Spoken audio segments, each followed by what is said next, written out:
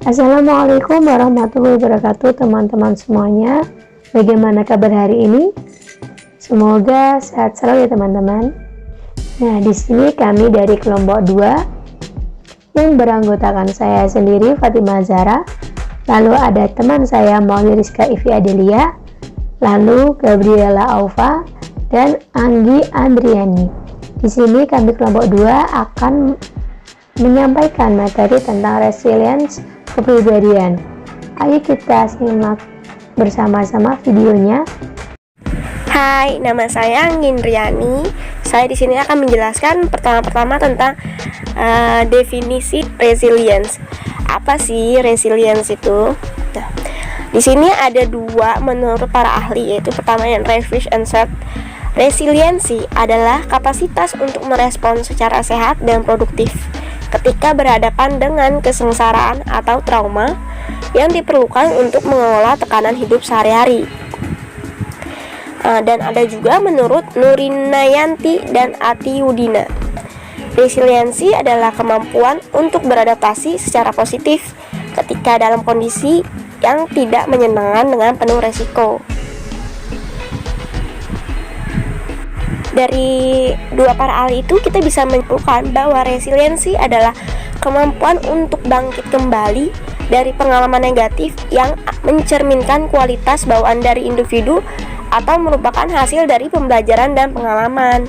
Setelah kita membahas tentang definisi resiliensi, di slide selanjutnya kita akan mengetahui bahwa resiliensi ini memiliki tingkatan level loh. Nah, tingkatan level ini ada 4 yang dijelaskan oleh O'Leary dan Ecovitz dalam Coulson. Tingkatan pertama itu ada sekambing mengalah, di mana kondisi yang menurun, individu mengalah atau menyerah setelah menghadapi suatu ancaman atau keadaan yang menekan. Nah, ini adalah level yang mengalami individu itu menemukan atau mengalami kemalangan yang sangat hebat atau berat bagi mereka. Yang kedua adalah survival atau bertahan. Tahapan ini individu tidak dapat meraih atau mengembalikan fungsi psikologi dan emosi yang positif setelah dari kondisi yang menekan. Mereka bisa merasakan perasaan, perilaku, dan kognitif yang negatif berkepanjangan seperti menarik diri dalam hubungan sosial. Yang ketiga ada recovery atau pemulihan. Nah, di sini individu mampu pulih kembali pada fungsi psikologi dan emosi secara wajar dan mampu beradaptasi dalam kondisi yang menekan. Tapi di sini mereka masih menyisihkan efek dari perasaan negatif yang dialaminya. Yang keempat ada thriving atau berkembang pesat. Di sini adalah level di mana individu tidak hanya mampu kembali pada level sebelumnya, tapi mereka bisa melampaui level pada berbagai aspek. Pengalaman yang dialami individu menjadikan mereka mampu menghadapi dan mengatasi kondisi yang menekan. Setelah kita mempelajari tentang tingkatan level resiliensi, di slide selanjutnya kita akan melihat bahwa ada loh ciri-ciri individu yang memiliki resiliensi kepribadian. Menurut Sarafino 1994, yang pertama itu memiliki temperamen yang lebih tenang. Yang kedua, individu yang memiliki resiliensi juga memiliki untuk dapat bangkit dari tekanan, stres, dan depresi karena dia memiliki ketahanan tersebut. Terus yang ketiga ada easygoing, mudah bersosialisasi, keterampilan berpikir yang baik, termasuk keterampilan sosial dan kemampuan menilai sesuatu. Memiliki orang di sekitar yang mendukung dan memiliki satu atau lebih bakat. Lalu di slide selanjutnya kita akan melihat bahwa menurut Baugender di tahun 2010, individu yang resiliensinya tinggi akan menampilkan kemampuan dalam dirinya yang meliputi 1. Intelektual yang baik dan kemampuan memecahkan masalah. Individu yang memiliki kemampuan memecahkan masalah bisa menampilkan bahwa dia itu memiliki resiliensi yang tinggi. Karena kemampuan memecahkan masalah tidak jauh dari ketahanan akan suatu yang mereka hadapi. Yang kedua, mempunyai temperamen yang easygoing dan kepribadian yang dapat beradaptasi terhadap perubahan. Individu yang memiliki beradaptasi terhadap perubahan berarti dia mampu menyelesaikan masalahnya dan mampu bertahan pada kondisi-kondisi tertentu maupun kondisi-kondisi yang menekan. Yang ketiga, mempunyai self-image yang positif dan menjadi pribadi yang efektif. Yang keempat, ada optimis. Individu yang memiliki optimis itu berarti mereka tidak pantang menyerah terhadap keadaan-keadaan tertentu. Yang kelima, mempunyai nilai pribadi dan nilai budaya yang baik. Yang keenam, mempunyai selera humor. Nah, di slide selanjutnya kita akan melihat bahwa aspek-aspek pembentuk resiliensi. Dalam mengoptimalkan pembentukan resiliensi yang sedang dilakukan oleh individu, maka perlu diterapkan aspek-aspek agar memudahkan individu tersebut untuk menemukan strategi pengembangan diri yang sedang dilakukannya. Di slide ini kita bisa melihat aspek-aspek resiliensi menurut Connor dan Davidson tahun 2003. Yang pertama, ada personal competence, high standard, and tenacity, di mana aspek ini adalah faktor yang mendukung seseorang untuk terus maju terhadap tujuan saat orang tersebut mengalami tekanan. Yang kedua, ada trust in on instinct, tolerance of negative effect, and strengthening effect of stress, di mana di sini berfokus pada ketenangan, keputusan, dan ketepatan saat menghadapi stres. Yang ketiga, ada positive acceptance of change and a secure relationship, di mana aspek ini berkaitan dengan adaptasi yang dimiliki oleh seseorang. Lalu ada yang keempat, kontrol, di mana aspek ini fokus pada kontrol dalam mencapai tujuan dan kemampuan untuk mendapatkan bantuan dari orang lain ataupun dukungan sosial. Nah, yang kelima ada spiritual influence, di mana aspek ini adalah kepercayaan seseorang kepada Tuhannya. Dari aspek kita lanjut ke faktor-faktor pembentuk resiliensi ya. Ada 3 faktor menurut Rothbard. Yang pertama ini ada IAM, yang merupakan kemampuan individu, di mana faktor ini bersumber pada diri individu dari dalam diri kita sendiri. Nah, sumber-sumber ini yaitu meliputi perasaan, sikap, dan juga keyakinan yang kita miliki. Lalu yang kedua ada I have, atau sumber dukungan eksternal. Apa sih yang aku punya? Nah, ini itu bisa berupa dukungan sosial atau dukungan dari orang sekitar, terutama keluarga, atau support system lah istilahnya. Lalu yang ketiga ada I can, atau kemampuan sosial dan juga interpersonal, di mana faktor ini bersumber dari keterampilan atau keahlian yang kita miliki dalam menjalin hubungan sosial dan juga interpersonal. Lalu selanjutnya ada faktor-faktor pengaruh resiliensi. Ada 2 faktor, yaitu faktor resiko dan juga faktor protektif. Faktor resiko ini merupakan prediktor awal dari sesuatu yang tidak diinginkan atau sesuatu yang membuat orang semakin rentan terhadap hal-hal yang tidak diinginkan. Lalu yang kedua, ada faktor protektif, di mana menurut Khalil dan juga Luthar, faktor ini sebagai hal potensial yang digunakan sebagai alat perancang terhadap pencegahan dan penanggulangan suatu hambatan atau kesulitan dengan cara yang efektif. Selanjutnya terdapat tahapan pada resilience. Oleh dan Itzkowitz menyebutkan terdapat 4 tahapan pada seseorang yang mengalami resiliensi, yaitu yang pertama adalah mengalah. Pada tahapan ini, kondisi individu mengalami kemalangan yang terlalu berat dan menghadapi suatu ancaman atau keadaan yang menekan, sehingga kondisi pun menurun dan individu menjadi mengalah atau menyerah. Kemudian yang kedua terdapat bertahan. Pada tahapan ini, individu itu tidak dapat meraih atau mengembalikan dari fungsi psikologis setelah dari keadaan yang menekan tersebut. Karena dari pengalaman yang menekan tersebut membuat individu menjadi gagal untuk kembali berfungsi secara wajar. Yang ketiga yaitu pemulihan.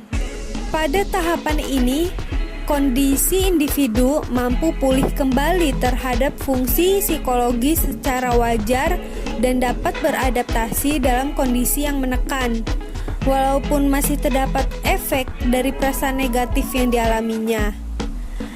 karena individu itu dapat kembali beraktivitas pada kehidupan sehari-harinya, maka ia juga mampu menunjukkan dirinya sebagai individu yang resilient.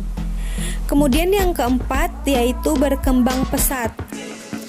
Pada tahapan ini, kondisi individu itu tidak hanya mampu kembali pada fungsi sebelumnya, tetapi mereka mampu melampaui tahapan ini pada beberapa respek. Karena pengalaman yang dialaminya, individu itu mampu mengatasi kondisi yang menekan, bahkan dapat membuat hidup individu itu menjadi lebih baik. Kemudian, terdapat pengaruh resilience terhadap kesehatan. Berdasarkan temuan Schur, Oden, dan Goins, individu dengan resiliensi tinggi lebih memungkinkan untuk mengalami emosi positif. Emosi positif yang dimiliki akan membantu remaja untuk mengurangi emosi negatif sehingga remaja tetap dapat berfungsi secara optimal walaupun dihadapkan pada suatu tantangan dalam mencapai tugas perkembangannya. Dalam hal kognitif, remaja dengan resiliensi yang baik mampu menunjukkan fleksibilitas dalam berpikir, sehingga ketika dihadapkan dengan tuntutan perubahan ataupun permasalahan, ia tidak terpaku pada permasalahannya, cepat dalam melakukan coping stres, dan dapat memikirkan alternatif penyelesaian masalah yang sedang ia alami. Sedangkan pada penelitian yang dilakukan oleh Endah Mujahidah dan Ratih Arum, salah satu mahasiswa Universitas Yasri, Jakarta, menunjukkan bahwa berdasarkan hasil analisis yang dilakukan dalam penelitian ini, ditemukan bahwa resiliensi berpengaruh terhadap gejala depresi pada remaja dengan sumbangan efektif sebesar 1,8%. Yaitu peningkatan resiliensi akan diikuti dengan semakin rendahnya gejala depresi. Hasil penelitian ini mendukung temuan sebelumnya yang dilakukan oleh Ziayan yang menunjukkan bahwa resiliensi menjadi prediktor terhadap tingkat keparahan depresi remaja. Peran resiliensi terhadap depresi ini dikarenakan resiliensi dapat menjadi faktor pelindung bagi remaja untuk tidak mengalami faktor resiko seperti depresi. Nah, dari hasil penelitian yang sudah disebutkan, dapat disimpulkan bahwa resiliensi itu cukup berpengaruh bagi kesehatan, terutama kesehatan psikologi seseorang. Resiliensi juga mempunyai peran yang penting, yaitu sebagai pelindung bagi remaja untuk tidak mengalami faktor resiko seperti depresi. Hal ini disampaikan oleh Masten dan Coatsworth. Dari beberapa penelitian di atas juga menyebutkan bahwa peningkatan resiliensi yang tinggi akan diikuti dengan gejala kesehatan psikologi yang rendah. Oke teman-teman, materi selanjutnya yaitu tentang review jurnal yang berjudul hubungan antara dukungan sosial terhadap resiliensi pada mahasiswa bidik misi dengan mediasi efikasi diri yang dibuat oleh Alaiya Khairul Mufidah. Berdasarkan hasil penelitian yang berjudul hubungan antara dukungan sosial terhadap resiliensi pada mahasiswa bidik misi dengan mediasi efikasi diri oleh Alaiya Khairul Mufidah ini, bahwa penelitian tersebut menunjukkan terdapat hubungan positif antara efikasi diri resiliensi pada mahasiswa bidik misi. Nah, apabila efikasi diri mahasiswa ini bidik misi tinggi, maka resiliensinya juga semakin tinggi. Dan apabila efikasi dirinya rendah, maka resiliensinya juga rendah. Hal ini didukung oleh penelitian Miliono dan kawan-kawan pada tahun 2014 yang menyatakan bahwa efikasi diri dapat mempengaruhi resiliensi. Efikasi diri mengatur keadaan individu dan kesejahteraan emosional melalui proses kognitif, motivasi, afektif, dan selektif. Dan dari itu, personal emosi efikasi diri dapat mempengaruhi kemampuan individu dalam beradaptasi dan juga membantu dalam situasi yang sulit, bersifat fleksibel, dan dapat meningkatkan ketekunan dalam menghadapi kegagalan. Lalu, semakin tinggi dukungan sosial yang diterima seseorang, maka semakin tinggi pula resiliensi dalam diri seseorang. Hal ini sesuai dengan pernyataan Warner yang dalam penelitiannya menemukan bahwa individu yang dapat sukses beradaptasi pada saat dewasa pada konteks terdapat tekanan ataupun resiliensi menyandarkan sumber supportnya pada keluarga dan komunitasnya.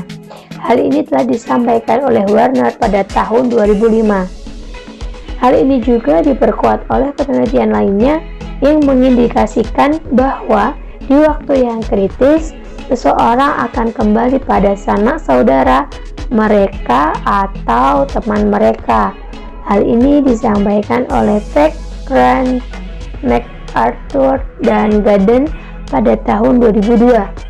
Daripada orang lain yang lebih ahli tetapi tidak memiliki hubungan sosial dengan seseorang tersebut. Selanjutnya, yaitu tinjauan Unity of Science mengenai resilience, yaitu terdapat pada Quran surat At-Taghabun ayat 11 yang berbunyi, A'udzubillahi minasyaitonirrajim, Bismillahirrahmanirrahim. Ma asaba min musibatin illa biiznillah wa may yu'min billahi yahdi qalbah wallahu bikulli syai'in alim. Yang artinya, tidak ada suatu musibah pun yang menimpa seseorang kecuali dengan izin Allah.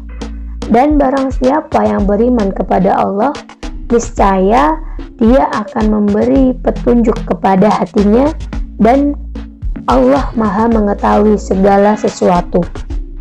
Nah, dari ayat tersebut disebutkan bahwa tidak ada suatu musibah yang menimpa hambanya kecuali dengan izin Allah.